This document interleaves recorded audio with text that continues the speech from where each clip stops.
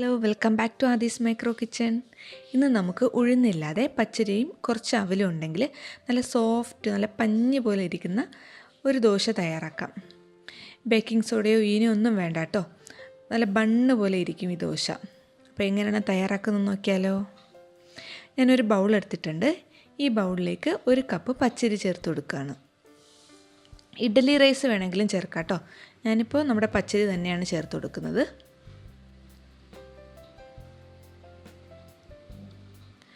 ഇതിനോടൊപ്പം 1/4 ടീസ്പൂൺ ഉലുവ കൂടി ചേർത്ത് കൊടുക്കുകയാണ്. ഇനി നമുക്ക് നന്നായിട്ട് കഴുകിയെടുക്കണം. ഒരു 3-4 പ്രാവശ്യം വെള്ളത്തിൽ നല്ലതായിട്ട് കഴുകിയെടുക്കണം. ഞാൻ ഇതാ ഇപ്പോൾ 3-4 പ്രാവശ്യം നന്നായിട്ട് കഴുകി എടുത്തിട്ടുണ്ട്. ഇനി ഇതിലേക്ക് അരി കുതിരാനുള്ള വെള്ളം കൂടി ചേർത്ത് കൊടുക്കാം.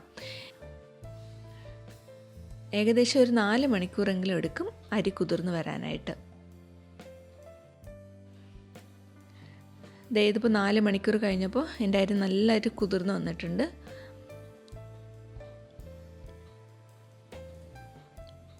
ഇനി നമുക്കിതൊന്ന് അരച്ചെടുക്കണം. അപ്പോൾ ഞാനൊരു മിക്സറിൻ്റെ ജാറിലേക്ക് ഈ വെള്ളം കളഞ്ഞിട്ട് അരി മാത്രം ചേർത്ത് കൊടുക്കുകയാണ്.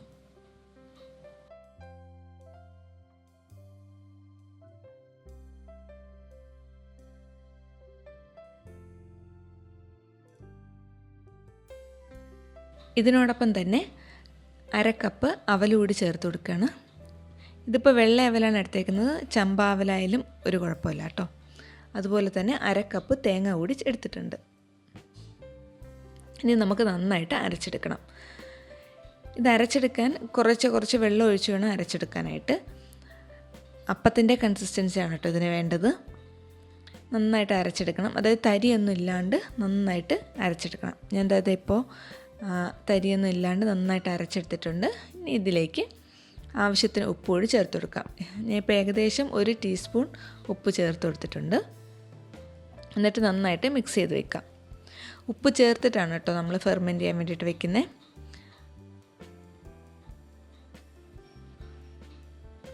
ഇതിപ്പോൾ ഈ കൺസിസ്റ്റൻസിയിലാണുള്ളത്. ഇനി നമുക്കിത് ഫെർമെൻറ്റ് ചെയ്യാൻ വേണ്ടിയിട്ട് വെക്കാം. ഏകദേശം 8 മണിക്കൂർ വേണ്ടി വരും, അല്ലെങ്കിൽ ഓവർനൈറ്റ് വെച്ചിരുന്നാലും മതി. ഇത് 8 മണിക്കൂർ കഴിഞ്ഞപ്പോൾ എൻ്റെ മാവ് കണ്ടായിരിക്കും നന്നായിട്ട് പൊങ്ങി വന്നിട്ടുണ്ട്. നമ്മൾ അപ്പമൊക്കെ ഫെർമെൻറ്റ് ചെയ്യാൻ വെച്ചതിന് ശേഷം ഇരിക്കില്ല, അതുപോലെ തന്നെ ഇരിപ്പുണ്ട്. ഇനി നന്നായിട്ടൊന്ന് മിക്സ് ചെയ്ത് കൊടുക്കുക ഇതിന്. ഇതിപ്പോൾ കുറച്ച് കട്ടിക്കാണ് ഇരിക്കുന്നത്. നമുക്ക് കുറച്ച് വെള്ളം ചേർത്ത് അപ്പത്തിൻ്റെ കൺസിസ്റ്റൻസിയിലാക്കി എടുക്കണം. ഇതാണ് കേട്ടോ കൺസിസ്റ്റൻസി. അത് കഴിഞ്ഞിട്ട് ഇതിലേക്ക് നമ്മൾ കുറച്ച് കടുക് താളിച്ചൊഴിക്കാം.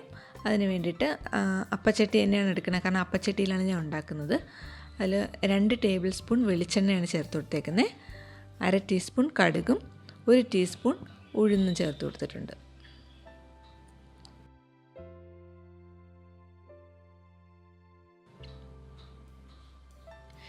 ഇനി ആവശ്യത്തിന് കുറച്ച് കറിവേപ്പില കൂടി ചേർത്ത് കൊടുക്കാം. എന്നിട്ട് ഈ ഉഴുന്നിൻ്റെ കളറ് ഒരു ഗോൾഡൻ ബ്രൗൺ കളർ ആകുമ്പോഴത്തേക്കും നമുക്ക് മാവിലേക്ക് ചേർത്ത് കൊടുക്കാം. നന്നായിട്ടൊന്ന് മിക്സ് ചെയ്തെടുക്കണം. ഇതാണ് കേട്ടോ ഈ ദോശയ്ക്ക് ഇത്രയും ടേസ്റ്റ് എടുക്കുന്നത്. അതുകൊണ്ട് കഴിവതും ഈ സ്റ്റെപ്പ് സ്കിപ്പ് ചെയ്യാണ്ട് തന്നെ ചെയ്യാം. അത്രയ്ക്ക് ടേസ്റ്റ് ആയിരിക്കും ഇങ്ങനെ കടുക് താളിച്ചൊഴിക്കുമ്പോഴത്തേക്കും.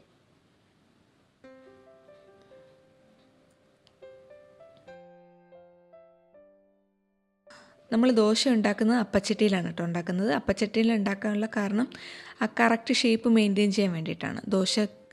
ദോശക്കല്ലിലാണ് ഉണ്ടാക്കുന്നതെങ്കിൽ ആ കറക്റ്റ് ഷേപ്പ് കിട്ടില്ല. ആദ്യം കുറച്ച് എണ്ണ തടവി കൊടുക്കുക. എന്നിട്ട് ഹൈ ഫ്ലെയിമിലിട്ടിട്ട് മാവ് ഒഴിച്ചെടുക്കുക. പരത്തൊന്നും ചെയ്യരുത് കേട്ടോ. അത് കഴിഞ്ഞിട്ട് അടച്ച് വയ്ക്കുക. അടച്ച് വെച്ചതിന് ശേഷം ലോ ഫ്ലെയിമിലേക്ക് മാറ്റണം. മേൽഭാഗം പച്ചപ്പൊക്കെ മാറിക്കഴിഞ്ഞ് നമുക്ക് മറിച്ചിടാം.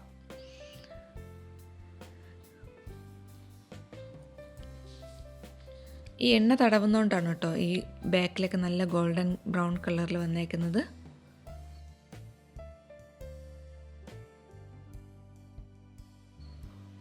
ഇത് നോക്കിയാൽ നല്ല പഫി ആയിട്ട് വന്നിട്ടുണ്ട്. ബണ്ണ് പോലെ തന്നെ ഭയങ്കര സോഫ്റ്റാണ് കേട്ടോ ഈ ദോശ. അപ്പോൾ ഇതുപോലെ തന്നെ നമുക്ക് ബാക്കിയെല്ലാം തയ്യാറാക്കിയെടുക്കാം. ഇത് കുറച്ച് സമയം കഴിയുമ്പം താന്നു പോവുകയൊന്നും ചെയ്യത്തില്ല കേട്ടോ. തണുത്താലും ഇങ്ങനെ തന്നെ നല്ല പൊങ്ങി തന്നെ ഇരിക്കും. നല്ല സോഫ്റ്റ് ആയിട്ടുള്ള ദോശ തയ്യാറാക്കിയിട്ടുണ്ട്. ടൊമാറ്റോ ചട്നിയിലൂടെ കഴിക്കാനാണ് കേട്ടോ നല്ല ടേസ്റ്റ് ഇത്. അപ്പോൾ എല്ലാവരും ട്രൈ ചെയ്ത് നോക്കണം. ട്രൈ ചെയ്തിട്ട് നിങ്ങളുടെ ഫീഡ്ബാക്ക്സ് എന്നെ അറിയിക്കുകയും വേണം. താങ്ക്